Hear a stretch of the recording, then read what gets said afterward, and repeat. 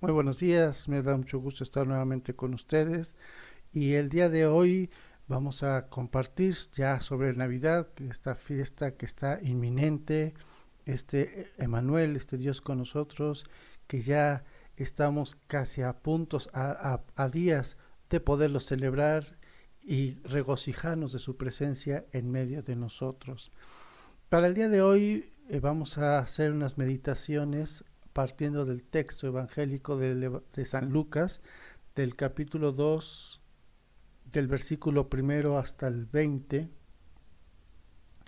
en donde me gustaría compartir con ustedes, meditar y en el contexto que vivimos actual, puntos que ojalá nos ayuden para bien vivir y acoger la presencia de Dios, del Hijo de Dios en medio de nosotros. Del Evangelio según San Lucas. Por aquellos días salió un edicto de César Augusto ordenando que se empadronase todo el mundo. Este primer empadronamiento tuvo lugar siendo gobernador de Siria Cirino. Iban todos a empadronarse, cada uno a su ciudad. Subió también José desde Galilea a la ciudad de Nazaret, a Judea, a la ciudad de David, que se llama Belén, por ser él de la casa y familia de David, para empadronarse con María su esposa, que estaba encinta. De este primer de este texto me gustaría meditar, y en este año muy particular, que como ha sido por la pandemia y todo lo que ha ocasionado en nuestra vida, tanto social, familiar, todos los niveles, social, político, económico, el hecho de cómo empieza San Lucas este capítulo, salió un edicto. César proclama un edicto. Y es un edicto que hace moverse al mundo romano. Vamos a decirlo así. Es decir, la Virgen María, San José, seguramente, tenían ya todo preparado, un cuarto, una cuna, ropita, todo preparado para el arribo, para la llegada de su hijo, el nacimiento. Y yo me imagino que esto para una madre es un evento, obviamente, toda una preparación, también no nada más a nivel físico, sino psíquico, emocional, y todo lo que conlleva este evento. El que nazca su hijo, la preparación que conlleva eh, este, este, este acontecimiento. Y de seguro la Virgen María y San José estaban preparándose, igual disponiendo, organizando, y sale un edicto de una persona pagana, un edicto de una persona que nada tenía que ver con lo que ellos estaban viviendo y que, y que hace que se cambien los planes. Lo decía porque en este año, obviamente, yo creo que tradicionalmente todos a principio de año hacemos proyectos, hacemos deseos, nos ponemos metas. Laboralmente las empresas no se hacen proyecciones de ganancias o de ventas. Es decir, todo el mundo nos organizamos y prevemos y buscamos que las cosas nos salgan de la mejor manera conforme a planes y objetivos que tenemos. Sin embargo, cuando vivimos y aceptamos vivir en Dios, constantemente salen edictos de César, que vienen a cambiarlo todo. La semana pasada yo hablaba y compartía sobre la gran sensibilidad que tenía San José a la presencia de Dios. Y también compartía que San José era una persona justo, que en el sentido de que se había zambullido en la palabra de Dios y quería vivir de la palabra de Dios. Podemos especular entonces que San José sabía que las escrituras decían que el Hijo de Dios debía de nacer en Belén y ellos vivían en Nazaret. Y este edicto, que si bien viene a trastornar planes, provisiones, organizaciones, este edicto de César se vuelve providencia de Dios para que así San José y la Virgen María se desplacen a Belén y ahí pueda nacer el Hijo de Dios y se cumpla la profecía. Y no nada más por cumplir una profecía, sino que como verdadero descendiente del trono de David, nazca en la ciudad de David y que sea el verdadero Mesías esperado, que después tendrá que purificar esta imagen del Mesías Jesús con su vida y su predicación, sí, pero para mostrarnos que verdaderamente es el descendiente de David, el Mesías esperado y que nace en Belén. Entonces, este censo, este acontecimiento de una persona totalmente ajena, que nada más era para mostrar su poder, satisfacer su orgullo, ¿qué pasó por la mente de César? No sé. Lo que sí, y es lo que nos debe de llevar a nosotros en este tiempo de Navidad, es que hay edictos de César, llámese pandemia, llámese crisis económica, o sea, es verdad que humanamente son situaciones difíciles de vivir, dolorosas, angustiosas,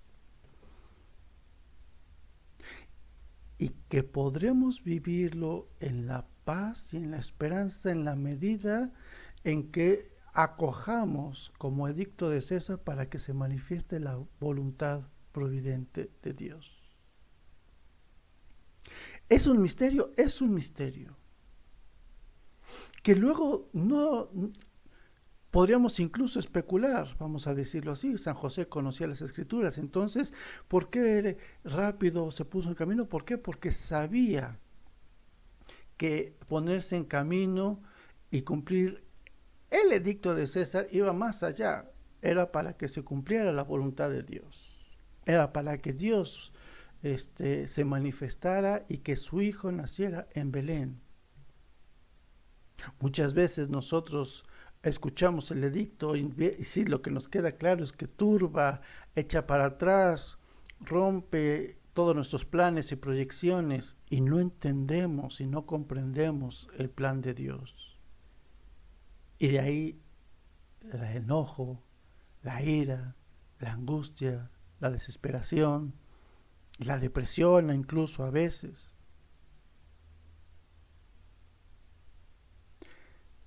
Por eso, en esta Navidad, por eso creo yo, sobre todo en estos tiempos donde abruman las malas noticias que nos hacen vivir de una manera a veces pesada, sin esperanza, le pidamos a este niño, a San José y a la Virgen, que nos den la luz para aceptar, acoger los edictos que los césares de nuestro tiempo y de este mundo dictan, con la esperanza, la confianza, la certeza que aunque vayan en contra de Dios, no dejan de estar en su providencia. No dejan de estar no deja de utilizarlo, voy a decirlo así, Dios, para que se manifieste con mayor fuerza su gloria y su poder. Porque la salvación llega. Y que Dios se vale de todo, hasta de lo que la gente cree que va en contra de Dios. Dios se vale de todo para que se vea de una manera más visible, palpable, su salvación, su gloria. Para esto, nuevamente, debemos de pedirle esta gran sensibilidad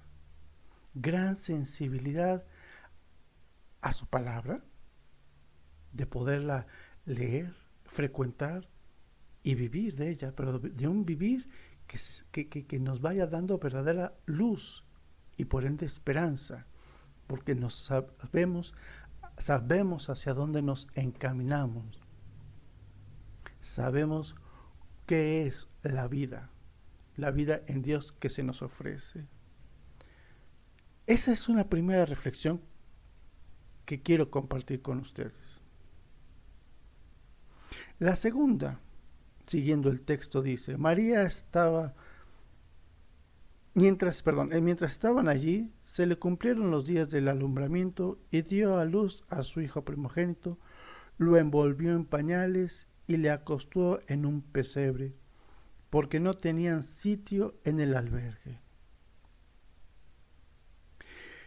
No tenían sitio en el albergue. Es verdad que podríamos en una primera reflexión ver el rechazo que tiene el mundo hacia Dios con nosotros, este Dios, la segunda persona de la Trinidad que nace del vientre de la Virgen María para salvarnos, y que, como dice San Juan, los suyos no lo recibieron. Y podríamos también especular que cuando decimos los suyos, si decimos que San José era originario de Belén, es decir, a los que le tocó la puerta no era un posadero X o una persona cualquiera, familiares incluso, un primo, una prima, un tío. Es decir, sí, el rechazo que hay de Dios. Sin embargo, también el que no hubiera lugar con Él es, si nos acordamos también del Evangelio, Jesús muere en la cruz fuera de la ciudad. Es decir, la ciudad, que es el centro, el lugar donde se discuten, donde se llevan a cabo y las decisiones se toman, donde hay la vida social, política, económica. En esos lugares no tiene lugar Dios. Dios nace afuera de la ciudad. Dios nace fuera, o sea, no corresponde, o sea, mi reino no es de este mundo, nos va a decir antes de entrando en su pasión. Mi reino no es de este mundo. ¿Y cuántas veces ser seguidores de Cristo Jesús, querer vivir nuestro bautismo en esta búsqueda de ser otro Cristo sobre la tierra, vivimos en una soledad, apartados, no entendidos, no comprendidos? Nuestra mentalidad no encaja con la mentalidad del mundo, y esto es un sufrimiento, evidentemente. ¿Y cuántas veces son familiares, hermanos, primos, incluso a veces se llega entre esposos, padres e hijos? Seguir a Jesús a veces nos lleva a una especie de soledad.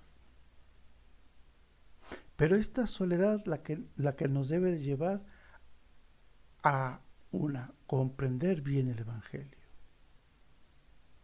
Porque Jesús claramente, igual al final de su vida, nos va a decir y enseñar: nadie toma mi vida, soy yo el que la doy.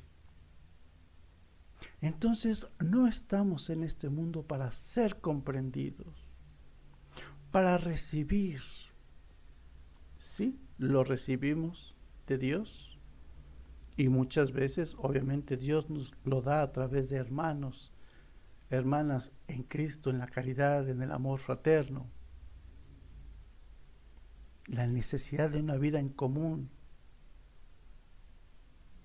Pero el verdadero cristiano es el que se da y se entrega en el silencio, pasando inadvertido como el nacimiento de Jesús. El evento que cambia la historia en un antes y un después, en el momento de ser, en el momento de nacer Jesús, pasó inadvertido, salvo para unos cuantos.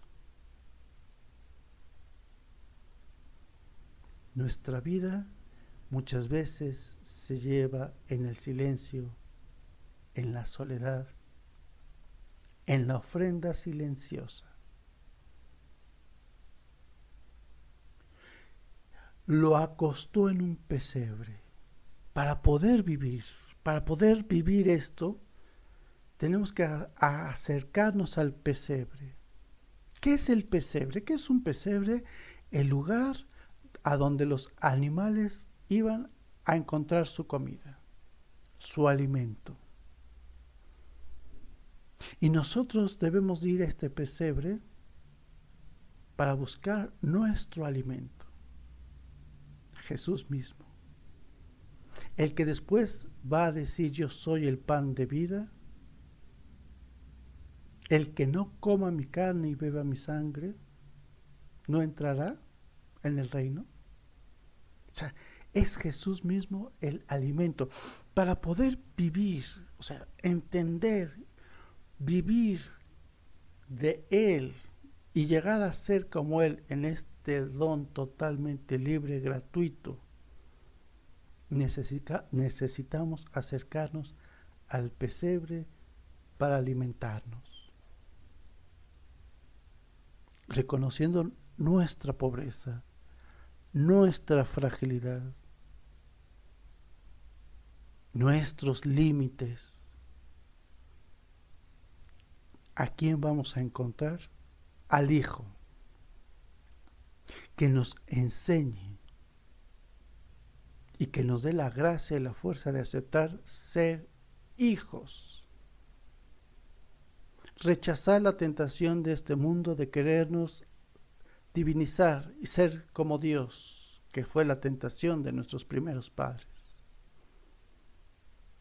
Que nos regocijemos, que aceptemos, que amemos ser hijos, que confían, que aceptan, que creen en su Padre Celestial, que está al pendiente, al cuidado de nosotros, y más allá de cuidarnos y protegernos y alimentarnos en este mundo, nos está ofreciendo un camino de vida y de vida eterna. Porque no nada más promete cuidarnos como sus hijos en este mundo. ¿Cuántos podrían decir: a mí no me ha cuidado? Los mismos mártires. Pero ¿de dónde sacan la fuerza de dar su vida cuando entienden que el Padre nos ofrece un cielo nuevo y una tierra nueva, donde sí ya no habrá llantos ni lágrimas? O sea, que esta vida es una vida en donde libremente aceptamos, acogemos el ser sus hijos y que queremos vivir en su voluntad, en su providencia. Por eso nos debemos acercar a este pesebre para podernos alimentar. Siguiendo el texto, dice San Lucas: había en la misma comarca unos pastores que dormían al raso y vigilaban por turnos durante la noche su rebaño. Se les presentó el ángel del Señor, la gloria del Señor los envolvió en su luz y se llenaron de temor. El ángel les dijo: no teman, les anuncio una gran alegría que lo será para todo el pueblo. Hoy les ha nacido en la ciudad de David un Salvador, que es el Cristo Señor. Y esto les servirá de señal. encontrarán un niño envuelto en pañales y acostado en un pesebre. Y de pronto se juntó con él una multitud de ángeles celestiales que alababan a Dios diciendo: Gloria a Dios en las alturas y en la tierra paz a los hombres en quien Él se complace. Decía hace rato que en el momento del nacimiento, en el momento en que marca la historia, que la historia reconocerá un antes y un después, ese momento pasó prácticamente desapercibido. San José, la Virgen María, los pastores. Nada más. No dice cuántos, pero cuántos podrán haber sido. Vamos a decirlo incluso, aunque hayan sido 100. Que no fueron 100 definitivamente. Para la cantidad de gente, para el evento que estaba aconteciendo, muy pocos se les manifestó. Y entonces, ¿qué representan estos pastores? ¿A quiénes se les enseña, se les revela el acontecimiento, el suceso? ¿A quienes Dios envía sus ángeles para que les anuncien esta gran alegría? Pastores. Pastores, es decir, personas pobres en un primer momento. A los pobres nuevamente. A los que también no tienen cabida en la ciudad, los que no tienen títulos, a los que no ejercen algo importante en la vida social, política y económica. Ellos fueron los primeros testigos de Jesús. Y pastores porque estaban haciendo el pastor, el verdadero pastor de nuestras vidas y de nuestras almas. Pues nuevamente, este niño se nos ha dado una gran alegría. Que cantemos gloria a Dios en las alturas y que seamos estos hombres de paz en quien se complace el Señor, dejándonos alimentar y pastorear